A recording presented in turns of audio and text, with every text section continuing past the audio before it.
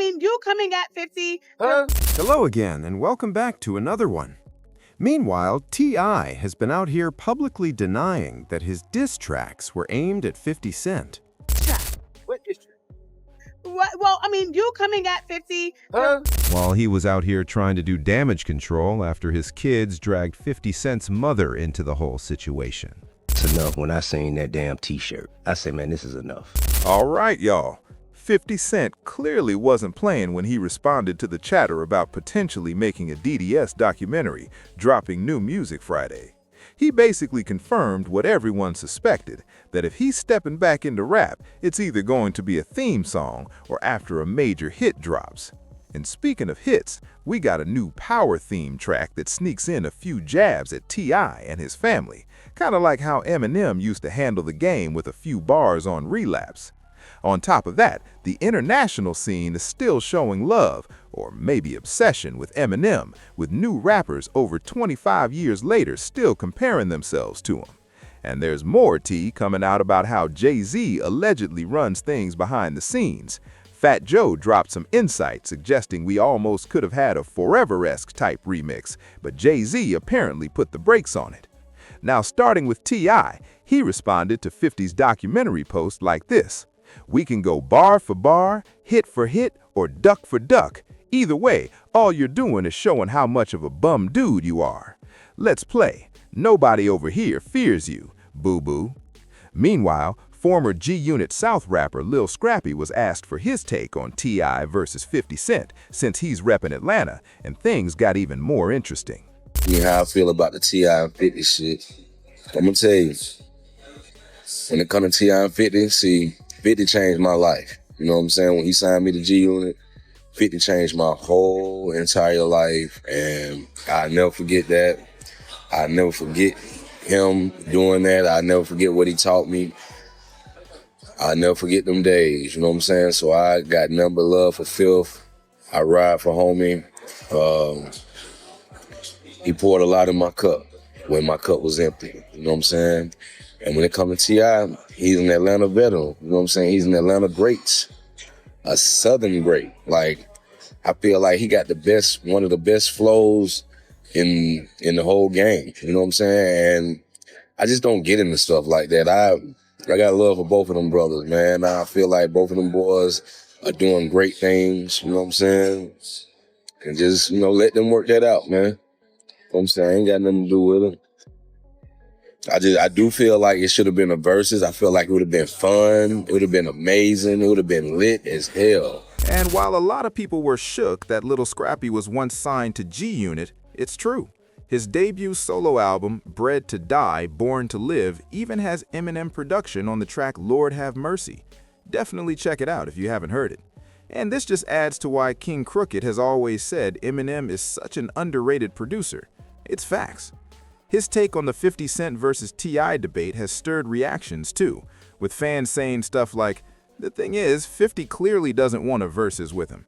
Every time he mentions it, he literally calls him a snitch. Leave that man alone." And some fans get extra harsh for staying neutral, joking, "You picking sides, LOL." My guess?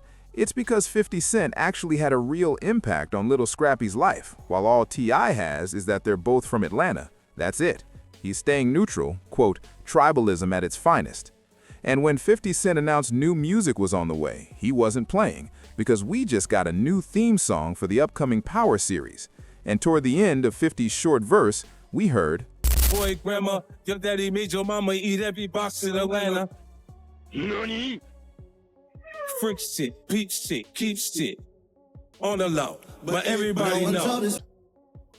Damn. And the fact that 50 Cent put Eminem on the cover is hilarious because his critics have long dragged him for not going after white artists or ever shading someone like Eminem. But 50 flipped the script, throwing subtle jabs at T.I. while showing loyalty, literally including a photo of Eminem on the track to make the point. Loyalty over tribalism, if you catch my drift. It gets even crazier. Ice Kids are mad over a photo 50 posted that didn't even have a caption about her. Meanwhile, in 50's eyes, they should be redirecting that energy toward their dad, who allegedly had their mom doing despicable things in Atlanta during freak-offs, all to keep their marriage intact. 50 Cent even added, "Ha ha ha, they're gonna learn to leave me alone." And since the theme song dropped, social media has been lit, with fans reacting to the fact that this track will reportedly play in every episode for 5 seasons. Meanwhile, T.I. and his family have already dropped dozens of diss tracks. Honestly, who's counting? Yet the only lines that really stand out so far are the infamous, "Your daddy made your mama eat every box in Atlanta." And while we wait to see what else comes from this saga, 50 Cent, quote, Jermaine Dupri, was spotted red-handed liking an interview from Dame Dash. Like 50 Cent. Like, I'm like, damn, he must not have got, like, cause like if a baby doesn't get held the first like 5 minutes, there's some things that fuck with them for the rest of their life. They have issues with, touching, loving. If you get abused when you can't protect yourself, it can make you, depressed. If let's say you're undiagnosed autistic, and then you become traumatized as a young person, that can turn you into a schizophrenic. Wow. You know what I mean? So like with people and the way they act, when I see people that are bitter now, that are just like are hurt for no reason or want to hurt people, I attribute it to something that happened to them when they couldn't protect themselves. Because I never got abused, luckily. Mm-hmm. I never was traumatized when I couldn't defend myself. I was protected very well. I don't know who I would be if I got violated when I couldn't fight back. I'm lucky enough to be untraumatized, other than the things that other people are traumatized about, like death. Like I lost my mother at 16, but no one ever violated me. You know, I'm not mad at nobody. I don't feel like I have to get revenge. And boy, unlike Jay-Z, who allegedly prefers making phone calls behind the scenes whenever someone says something negative about him, 50 Cent is all about being direct. He straight up called out Jermaine Dupri.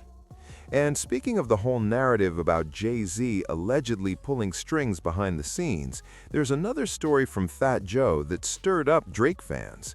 Fat Joe says Jay-Z told him, "Nah, don't add nobody to the remix." But once Drake and 50 Cent caught wind, they wanted to be on it all the way.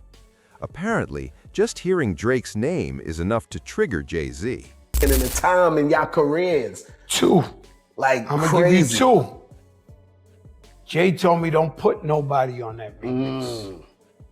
He was like, yo, he didn't know who was asking. I never told him.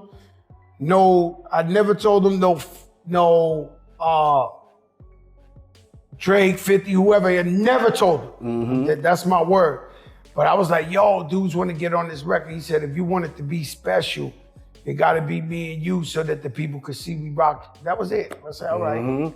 The next one that they saying I'm capping. And on the so-called Cold War between Drake and Jay-Z, now even Maul, who's Team Drake, and reportedly has ties to Roc Nation, is getting dragged after this snippet hit social media. Of who could solve these two back and forths Between Eric Dyson and Jay and Drake. But there's no back and forth though. Like I don't know why people think there's a back and forth between Jay and Drake. Like Drake has never publicly said anything to Jay or directed at Jay, or in the music said anything directed at Jay. Well, I've always thought 30 for 30 freestyle was about. They definitely had some back and forth. Even on the Jay-Z, the Soulja Boy, the We Made It beat. Sorry, Miss Drizzy, I'm talking about Payton's, like that whole shit. They've had their little shots back and forth, but they made music afterwards. That's not a shot though. No, like Call Me Miss Drizzy is a little bit of a tiny shot. And I think Drake deserved it. I think people speak freely, and when you print something that wasn't supposed to be printed and you can't even hear the tone in it, it's unfair. But what was printed, Jay had every right to shoot back at Drake. Yeah, but I don't think that. Again, I think that sometimes we misinterpret lines and bars from artists. We've actually seen that happen where artists actually speak about the bars that they've written and recorded when they say like people took it out of context. And I think a lot of the times because Jay is very direct. If he's gonna go at somebody, he said, sorry, Miss Drizzy, for so much art talk, silly me rap about all the shit that I bought. I mean, it's not. it wasn't like warranted a diss record back, but they've been throwing little shots. I think 30 for 30 freestyle was about him. But here's my Jay thing. conspiring a bit with Meek during that time. Here's my thing. Jay wouldn't call Drake Miss Drizzy. He wouldn't refer to Drake as Miss Drizzy. That was always the debate whether he said Mr. Drizzy or Miss Drizzy. If you listen to it, it's very hard to tell. Let me assure you something. Jay would never refer to Drake as Miss Drizzy. He would not do that. He wouldn't do that. That's not his. I can do some shuffling too. Yeah, man. Yeah, man.